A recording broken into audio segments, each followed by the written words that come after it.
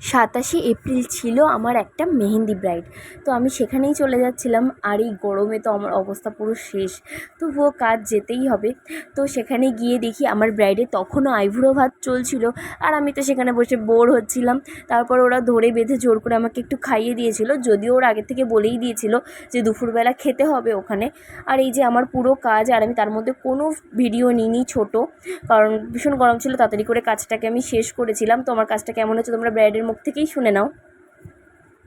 আমার কাছ থেকে মেহেন্দি করে তোমার কেমন লাগলো?